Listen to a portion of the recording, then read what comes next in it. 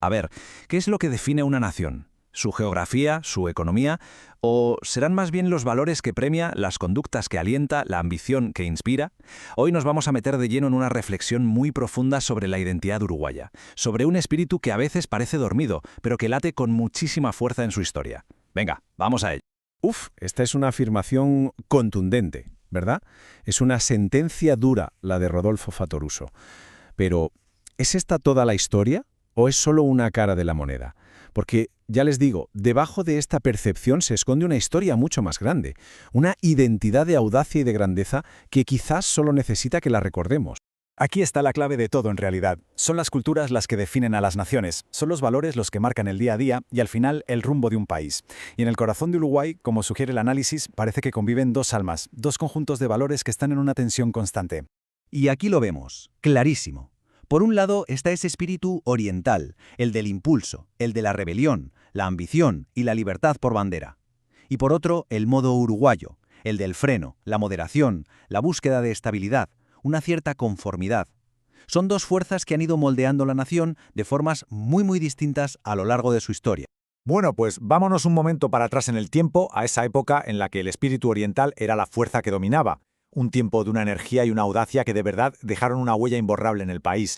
Ojo, que esto de la Suiza de América no era solo un apodo, era una realidad. Representaba un país que bullía, que no tenía miedo a los grandes proyectos ni a los debates más profundos. De hecho, esa grandeza todavía se puede ver hoy en sus avenidas, en la majestuosidad de sus edificios. Son vestigios de un tiempo en el que se soñaba a lo grande. Es que hay que imaginarse la escena. Uruguay era un auténtico imán para el mundo.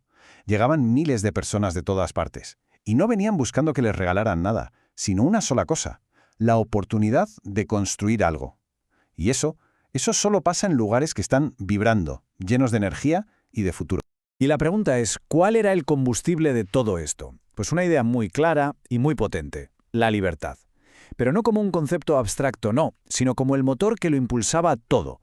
Libertad para emprender, para debatir, para enfrentarse a imperios si hacía falta o para construir un país desde cero. Era el valor que lo sostenía absolutamente todo. Y claro, esa libertad dio unos frutos extraordinarios. Figuras como Varela, Rodó, Vaz Ferreira o Valle y Ordóñez no aparecieron por casualidad, fueron el resultado de una sociedad que valoraba el debate, la reforma y el pensamiento audaz. Protagonizaron cambios, tectónicos que definieron la nación para siempre.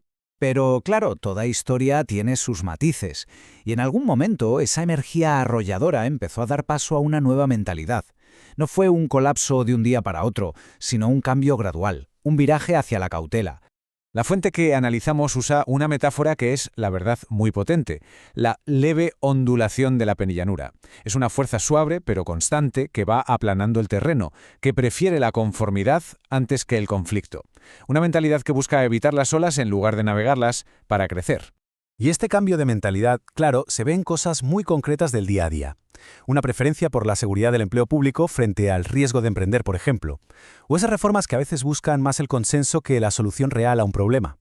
Una cultura que valora la armonía por encima del debate, incluso cuando ese debate es necesario para avanzar.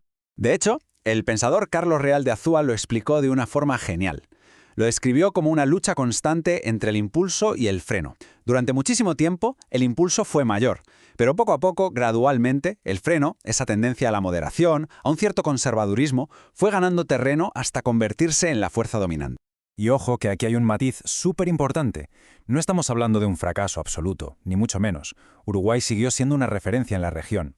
El tema es que esa parálisis le hizo perder el paso con aquellos países del primer mundo con los que una vez se codeaba, a los que aspiraba a parecerse. La comparación ya no era con el mundo, sino con el vecindario. Pero bueno, aquí es donde la historia da un giro que es, la verdad, muy inspirador. Porque si una cultura puede cambiar en una dirección, también puede hacerlo en la contraria. Y la clave para el futuro, curiosamente, podría estar en el pasado. Entonces, claro, la gran pregunta es, ¿y ahora qué? Si se reconoce esta situación, ¿qué se puede hacer? ¿Hay que inventar algo completamente nuevo? ¿Buscar modelos fuera?